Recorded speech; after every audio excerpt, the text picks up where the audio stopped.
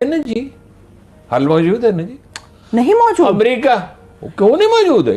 India खरीद भी रहा है, खरीद के आगे भी बेच रहा। एहसन इकबाल साहब कह रहे हैं कि आलमी पाबंदियां तो एक तरफ, हमारे पास रिफाइनरीज मौजूद नहीं है, तेल खरीद के क्या करें। जय हिंद दोस्तों, मैं महेंद्र शर्मा स्वागत करता हूं वन वर्ल्ड हिंदी में। आपका उम्मीद करता हूं आप खुश और स्वस्थ है। दोस्तों आइए दिखाते हैं पाक मीडिया की एक और लेटेस्ट डिबेट, जिसमें कैसे ये पाकिस्तानी बौखलाए हुए हैं और बोल रहे हैं कि भारत रसिया से तेल कैसे ले सकता है, क्योंकि इनको पता है ये खुद गुलाम है, अमेरिका को नाराज नहीं करना चाहते।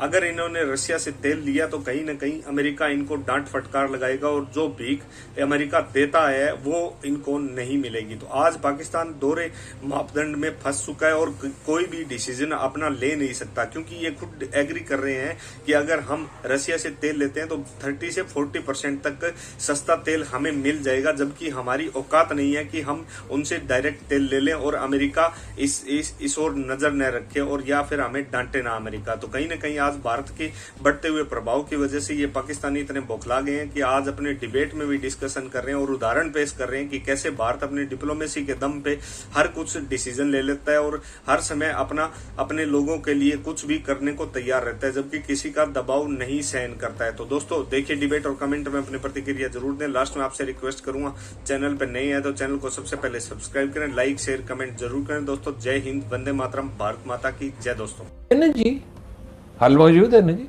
नहीं मौजूद। अमेरिका क्यों नहीं मौजूद है? इंडिया खरीद भी रहा है, खरीद के आगे भी बेच रहा। एहसन इकबाल साहब कह रहे हैं कि आलमी पाबंदियां तो एक तरफ, हमारे पास रिफाइनरीज मौजूद नहीं है, तेल खरीद के क्या करें। रिफाइनरीज अपना दुनिया भर में मौजूद है, उनसे रिफाइन करा लें हमारे पास। अच्छा, जितनी रिफाइनरीज हैं, जितनी है उतने तो खरीद लें।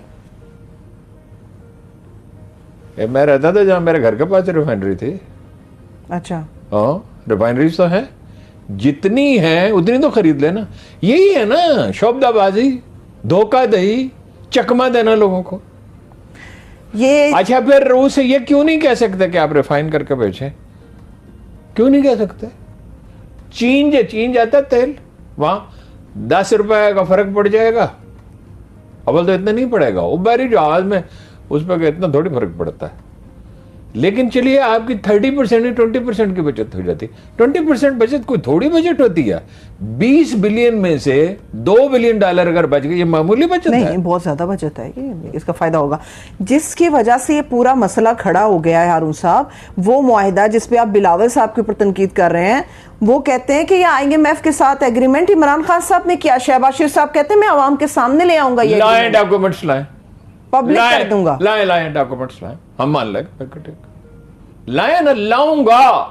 ये हमें जल्द में सिखाया जाता है, गा कोई चीज नहीं होती, गी कोई चीज नहीं होती। Yes or no? ये हो जाएगा। हाँ। नहीं, वो दिखाएं इधर। और इनका क्या है, हुक्मरानों का और लीडरों का क्या भरोसा? ठीक है, वो कहते हैं अगर ये ना हो, हम कीमतें ना बढ़ाएं, मुल्क दिवालिया हो जाए। नहीं, वो सारे दलाइल ठीक है, मैंने आपको इसका जवाब दे दिया कि इसको 1 महीने 1.5 महीने की बजाय पहले दिन बढ़ाते। मैंने कहा था ना, आप पहले दिन कह रहे थे बढ़ा दें। हाँ। पहले दिन बढ़ाते, फिर 2 महीने का वक्फा डाल के बढ़ाते, फिर 2 महीने का। उन्होंने फंड्स एलोकेट किए हुए थे, कहीं ना कहीं से निकाले गए। बेनजीर इनकम सपोर्ट प्रोग्राम के लिए इन्होंने पैसे बढ़ा दिए, तादाद भी बढ़ाएंगे। हाँ जी, अपाहज पैदा करेंगे। कुछ तो जरूरतमंद है, बेवा औरतें हैं, यतीम बच्चे हैं, ऐसी सूरतें हैं। और बहुत से तो सरकारी मुलाजम हैं, उनकी बेगमात हैं, उनके जानने वाले। ये किसकी रिकमेंडेशन पे होता है? ये सानिया निश्चित थोड़ी बैठी हैं वहां, खुदा जाने वहां कौन बैठा है। ठीक है, आप कह रहे हैं इमरान खान साहब ने कहीं ना कहीं से इधर उधर से किसी दूसरे मंसूबे से पैसे देखिए उन्होंने क्या किया था कि जून तक उन्होंने ये नहीं कहा था। $89 प्राइस थी, अब होगी $120 फी बैरल। ठीक है, बढ़ाना तो मजबूरी है, मैं उस पर तनकीद नहीं कर सकता, लेकिन उसको बाय प्रोसेस बढ़ाते। हर जेन्युइन चीज बाय प्रोसेस होती है। ये तबलीग करते मुझे एक जमाना बीत गया है। रफ्ता रफ्ता बतदरीज, पहले घबराए रहे कुछ समय। नवाज शरीफ साहब जब वजीर आजम बने थे, 3 महीने तकरीर नहीं कर सके थे, कंफ्यूज थे, चेहरे से मुस्कुराहट गायब थी। 90 में भी यही 96 में भी यही हुआ था। पहली मीटिंग में जो पहला फिक्र उन्होंने कहा था वो ये था, हुण की करिए। ये जो तजर्बाकार टीम के दावे थे और ये था और वो था। चलिए तेल का तो समझ में आता है, इंटरनेशनल मार्केट में भी बड़ा है और हुकूमत अपने पास से पैसे नहीं डालती। बाकी जो है, सब्जियों में पेट्रोल डाला जाता है, CNG से पैदा होती हैं सब्जियां, दालें, चावल कितना महंगा हुआ है? हारून साहब, जब आमदोरफ्त के अखराजात बढ़ जाएंगे, आमदोरफ्त के अखराजात 2-4 रुपए किलो बढ़ते हैं। आमदोरफ्त के अखराजात एक ट्रक में 300 मन वजन लादा जाता है, तो 5 रुपए, 7 रुपए, 10 रुपए, 2 गुना हो गया चावल तकरीबन। ठीक कह रहे हैं आप। और इमरान खान साहब से हम कह रहे थे गैस का सौदा करेंगे, ये ठीक है, मुफ्ती साहब ने पॉइंट आउट किया, अगर जो खाम खा उसको दराज लंबा बड़ा कर दिया। उनसे हम कहते रहे निकालें आप किसी वक्त वो क्लिप सारे, गैस का सौदा कर लें, पेट्रोल का कर लें, इस वक्त सस्ता है। जब कोरोना था नहीं किया ना उन्होंने, वो एडवाइजर उन्होंने बाद में निकाले जब वो खराबी पैदा करे। वो थे ही ऑयल इंडस्ट्री के लोग, अभी ऑयल इंडस्ट्री वाले कह रहे हैं 6% कमीशन दे। सुभान अल्लाह, मुल्क सारा जो है पहले ही यानी इतनी कीमत है, अब उस पे 2-3% है तो 6% करें, आके अरबपति जो है वो खरबपति हो, खरबपति उससे भी आगे जाएं, और जो गरीब है वो जमीन के अंदर चला जाए, खाने के लिए रोटी नहीं है वो जमीन के अंदर जाएगा। मैं एक दफा चौधरी परवेज इलाही साहब को बजट का ऐलान करना था, तो वो गलती से उन्होंने मुझे बुला लिया। मुझे तो कोई चीफ मिनिस्टर या प्राइम मिनिस्टर बुलाता नहीं है बजट इजलास में, बुला लिया।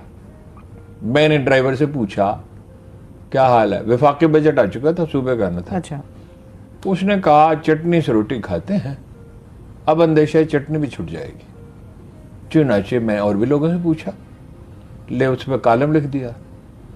तो इंफॉर्मेशन सेक्रेटरी ने मुतल्लिका अफसर से, जिसने मुझे मदऊ किया था, उससे पूछा कि इस शख्स को किसने बुलाया था। वो बड़ा बेटी आदमी था, असलम साहब, अल्लाह ताला उनकी मग़फ़िरत करे। उन्होंने कहा उस तरह की ये माला हमने खुद अपने गले में डाली। अच्छा, इसी से मैं आगे ले चलती हूँ। एहसन इकबाल साहब ने कहा हमारे पास 2 सूरतें हाल थी, या मुल्क को बचा लेते या अपनी सियासत को। सियासत बचाने के लिए बड़ा आसान हल था, 2 महीने के अंदर असम्बलियां तोड़ के इलेक्शन करा देते। बात का जवाब दे दिया, बाकी ये जुजियात हैं, इसको छोड़े। मैंने कहा है कि बढ़ाते, अब मैं कितनी दफा ये दोहराऊं, बतदरीज बढ़ाते। ठीक है, चलिए एक और अल्टरनेटिव देते, कोई लोगों को ट्रैफिक की सहूलत देते, यानी कुछ तो आसानी पैदा करता है। वो कहते 2000 रुपए देंगे, वो 2000 रुपए आप देंगे किसको? आपके पास वो मैकेनिज्म और सिस्टम ही नहीं है जिसमें जनून आदमी को पैसे मिले। इसमें तनकीद बड़ी हो रही, 2000 से होगा क्या हारून साहब? तनकीद भी अलग बहस है ना। 2000 जनून आदमी को मिलेंगे नहीं, जो सफेद पोश है वो कहां हाथ फैलाता है। मिफ्ता साहब ने तो क्लेम किया था मैं सब हल कर लूंगा। मिफ्ता साहब से एस्टेब्लिशमेंट के भी लोग थे, हफीज शेख भी थे, मिफ्ता साहब भी थे। जो मीटिंग हुई, मिफ्ता साहब से पूछा कि आप हैंडल कर लेंगे, तो मिफ्ता साहब से तो आप कहें कि 13,000 हाइड्रोजन बम बनाने, तो वो कहेंगे हाँ मैं हैंडल कर लूंगा। इसमें क्या ऐसी बात है? मिफ्ता साहब तो IMF में भी ये क्या है, हाँ मैं देख लूंगा, कोई मसला नहीं। मिफ्ता साहब के लिए तो कोई मसला है नहीं। वो सुना आपने, वो कह रहे हैं 48 लाख रुपए उनके बंगले पे लगे, आज उन्होंने तरदीद की है। खबरें तो ऐसी ही चल रही हैं मीडिया के ऊपर, तरदीद कर दिया था, हम उनकी तरदीद मानते हैं। इल्ला ये कि कोई जाए, जाके देखे। दिलचस्प उसमें एक बात बड़ी है, F-72 में अपने मकान में रहते हैं, गाड़ी नहीं ली है, तनख्वाह नहीं लेते, पेट्रोल नहीं लेते, तो मकान अलाट करा हुआ, किस लिए करा हुआ? उस मकान में क्या करना है